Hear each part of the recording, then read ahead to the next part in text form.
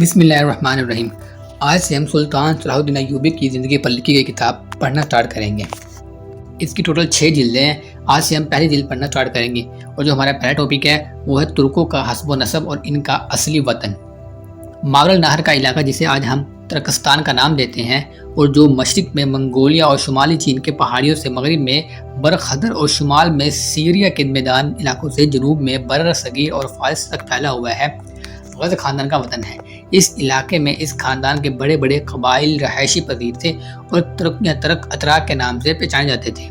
6 صدی عیسوی کے نصب الثانی میں ان قبیلوں نے اپنے وطن اصلی کو خیر آباد کہہ کر غرو درگردو ایشیا کو کوچک کرا لی۔ مورخین ان سے نقل و مکان مکانی کی کئی توجیحات کرتے ہیں۔ بعض کا خیال ہے کہ اس کی وجہ اقتصادی بدحالی تھی۔ شدید قحط اور بڑی بڑھتی ہوئی آبادی ان نے ترک وطن پر مجبور کیا، اور وہ ایسے علاقے میں آ کر بسے جہاں وسیع چراگاہ ہے اور خوشحال زندگی کی اسباب وافر مقدار میں موجود ہوں۔ بعض تاریخ نگاہوں کا نقطہ نظر ہے کہ ان کے اس نقل مکانی کے پیچھے سیاسی عوامل کا کار فرما تھے۔ ترکوں کو بعض ایسے طاقتور قبائل کی دشمنی کا سامنا کرنا پڑا جن کی طاقت اور تعداد ان سے کہیں زیادہ تھی، جیسے منگولیا، اور دشمنی سے بچنے کے لیے انہوں نے ترکستان کو چھوڑ کر ایک ایسا علاقہ کی راہ لی جہاں وہ امن اور آشفتگی کی زندگی بسر کر سکتے تھے۔ یہ رائے ڈاکٹر عبداللطیف عبداللہ بن دہشت کی ہے۔ لہذا منگولیا کی دشمنی سے بچنے کے لیے ان قبیلوں نے مغرب کی راہ لی اور دریائے جیہو کے قریب علاقوں میں بس گئے، جہاں سے بعد میں وقتاً فوقتاً تبرستان اور جرجان آئے اور یہاں بدابوش اختیار کر لی۔ اس طرح ترک اسلامی علاقے سے قریب ہو گئے، جن کو مسلمان نے 21 ہجری 641 میں معرکہ نہاون اور فارس میں دولت ساسانیہ کے سخاوت کے بعد فتح کیا تھا۔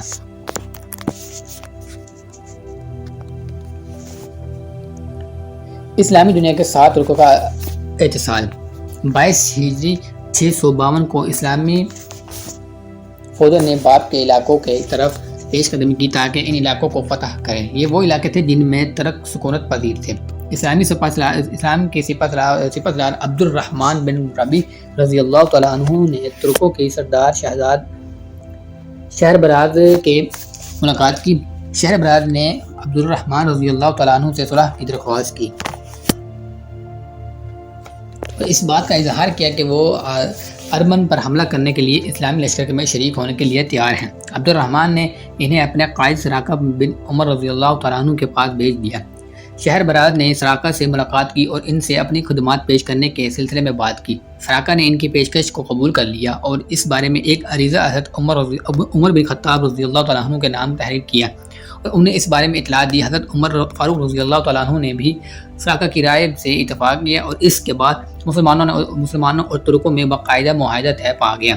یوں مسلمانوں اور ترکوں میں کسی قسم کی جنگ نہ ہوئی، بلکہ یہ دونوں لشکر ارمن پر حملہ آور ہوئے اور وہاں اسلام کی اشاعت ہوئی۔ اس کے بعد اسلامی لشکر فارس کے شمالی مشرق علاقوں کی طرف بڑھتے تاکہ مسلمان لشکروں کے ساتھ ہاتھوں دولت ساسانی کی سقوط کے بعد ان علاقوں میں الہی دعوت کی ترویج ہو سکے۔ یہ وہ علاقے تھے جو شمالی کی طرف اسلامی سپاہ کے راستے میں سب سے بڑی رکاوٹ تھے۔ جب صلح کے معاہدے کے بدولت یہ مشکلات ختم ہو گئی تو ان علاقوں اور ملکوں تک پہنچنے کی راہ ہموار ہو گئی اور ترکوں اور مسلمانوں کے درمیان روابط و ضابط پیدا ہو گیا۔ ترک اسلامی تعلیمات سے بہت متاثر ہوئے اور اسلام قبول کر کے اسلام کی اشاعت اور غلبہ دین کے لیے مجاہدین کی صفوں میں شامل ہو گئے۔ خلفائے راشد حضرت عثمان غنی رضی اللہ تعالیٰ عنہ کے عہد خلافت میں تبرستان کا پورا علاقہ فتح ہوا۔ 21 ہجری کو اسلامی لشکر دریائے جیہو سے پارہ تر اور ماوراء النہر کے علاقے میں پڑاؤ کیا۔ اس علاقے کے ترک جوگ در جوگ اسلام میں داخل ہوئے اور اسلام کا دفاع کرنے اور خدائی پیغام کو پوری دنیا میں پھیلانے کے لیے جہادی سرگرمیوں میں شریک ہو گئے۔ اس کے بعد بھی اسلامی لشکر کی پیش قدمی جاری رہی۔ حضرت امیر معاویہ رضی اللہ تعالیٰ عنہ کے دور میں بخارا فتح ہوا۔ کامرانی کا یہ سلسلہ آگے بڑھا اور سمرقند بھی اسلامی قلمرو میں شامل ہوا، حتیٰ کہ اسلامی سلطنت کی سرحدیں وسیع سے وسیع تر ہو گئیں اور ایک وقت وہ بھی آیا کہ ماوراء النہر کے تمام علاقے اسلامی سلطنت کا حصہ بن گئے ماشاءاللہ، اور ان میں بسنے والے ترک قبائل نے خالص اسلامی تہذیب و تمدن کا اختیار کیا۔ عباسی خلفاء اور امراء کے درباروں میں ترکوں کو اثر نفوذ بڑھنا شروع ہوا۔ ہر شعبے میں ترکوں کی ایک معتبانہ تعداد دیکھی جانے لگی۔ فوج، کاتب اور حکومت کے دوسرے اعلیٰ مناصب غرضی کا کوئی ایسا شعبہ نہیں تھا جہاں ترک موجود نہ ہوں۔ اپنی خداداد صلاحیتوں اور اخلاص کی بدولت انہیں بڑے بڑے مناصب پر فائز کیا گیا۔ جب معتصم تخت خلافت پر متمکن ہوا تو ترکی اثر و نفوذ کے سامنے اعلیٰ مناصب کے سب دروازے کھل گئے۔ بڑے بڑے منصب ترکوں کے سپرد ہوئے۔ ترکب اب سلطنت کا ہر شعبہ میں کلیدی اسامیہ پر کام کرنے لگے۔ دراصل معتصم ایرانی اثر و نفوذ کی بیخ کنی کرنے چاہتا تھا۔ ایرانی خلفاء المامون کے دور سے ایک بہت بڑی طاقت کی حیثیت سے حکومتی عہدے پر فائز چلے آ رہے تھے اور ان میں کافی حد تک خود سری کے آثار نمایاں ہونے لگے تھے۔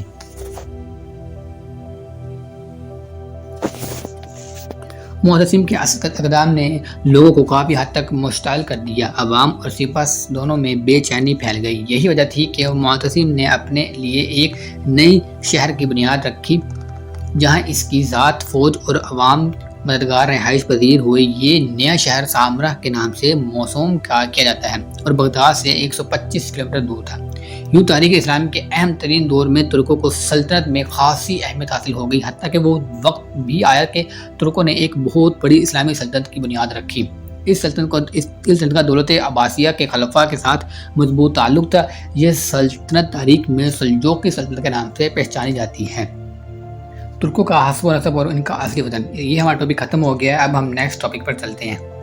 ہمارا نیکسٹ ٹاپک ہے دولت سلجوقیہ کا قیام۔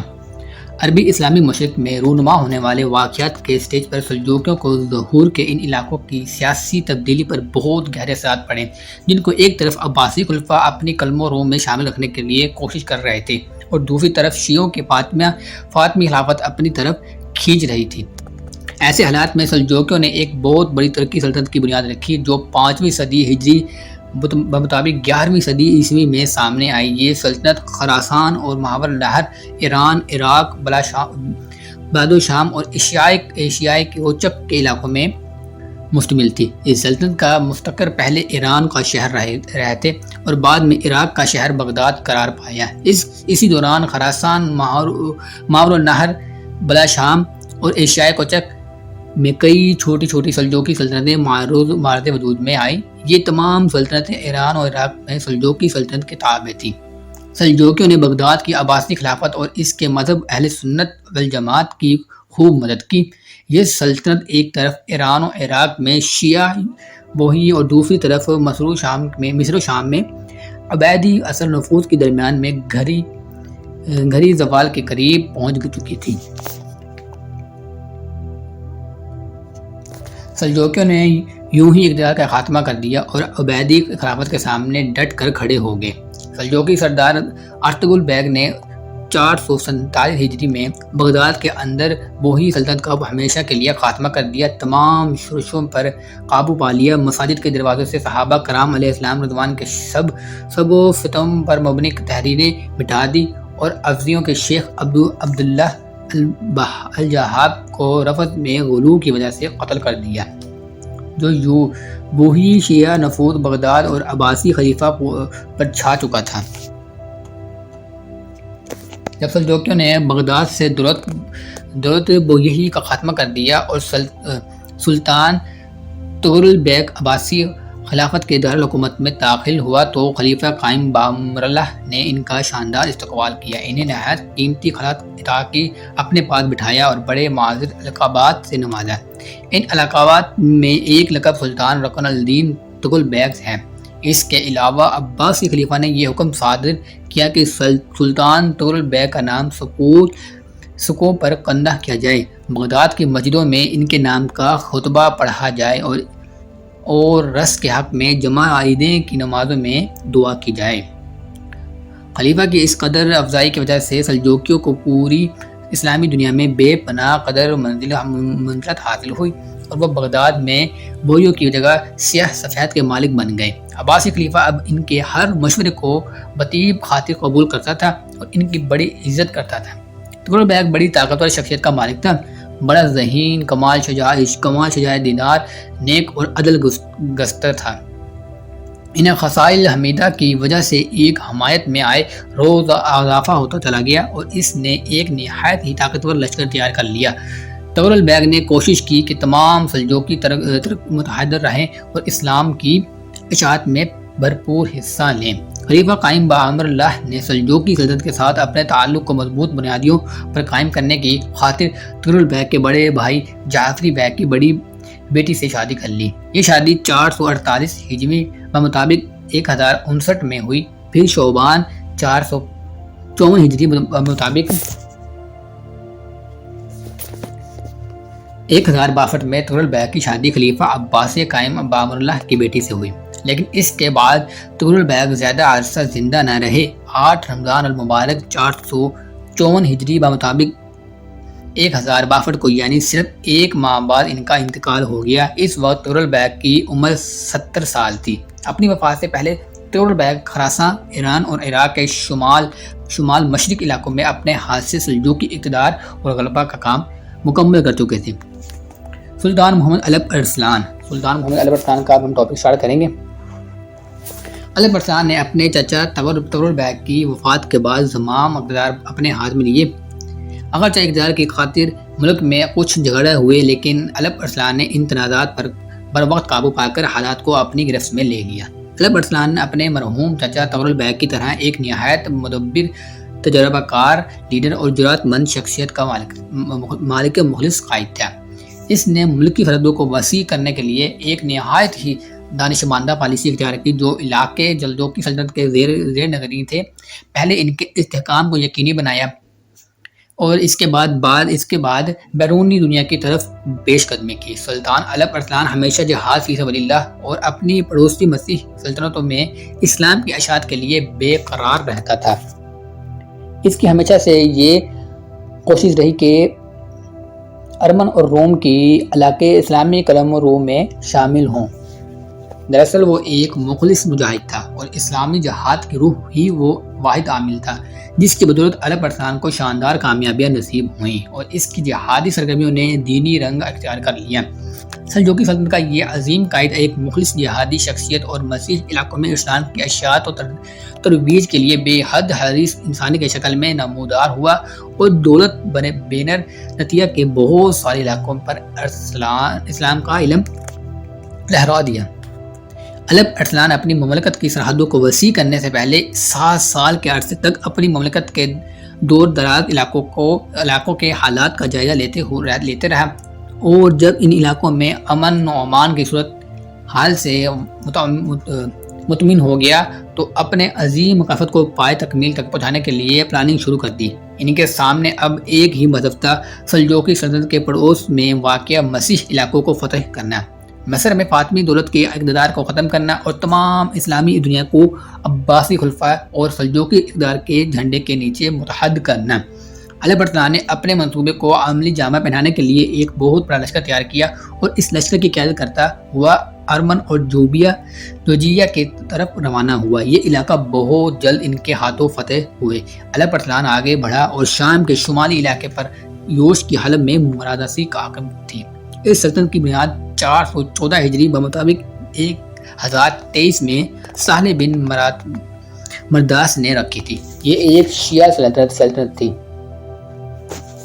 علب ارسلان نے مرادائی سلطنت کا محاصرہ کر لیا اور اس سلطنت کے فرمانروا محمد بن صالح بن مراواس کو مجبور کیا کہ وہ مصر کے فاطمی خلیفہ کی بجائے عباسی خلیفہ کی حکومت کو تسلیم کرے اور لوگوں کو اس حکومت کے احکام کا پابند کرے۔ اس کے بعد علب ارسلان نے ایک ترکی نسل قائد تنسس بن اوق خوارزمی کے جنوبی شمال پر حملہ کرنے کے لیے بھیجا۔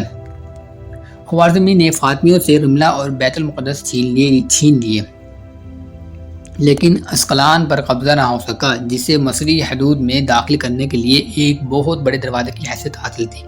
اس طرح سلجوقی بیت المقدس کے اندر خلیفہ عباسی اور سلطان سلجوقی کے مرکز کے قریب ہو گئے۔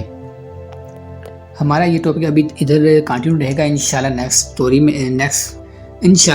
میں ہم یہیں سے کنٹینیو کریں گے۔ نیکسٹ ویڈیو میں ملتے ہیں۔ اللہ حافظ۔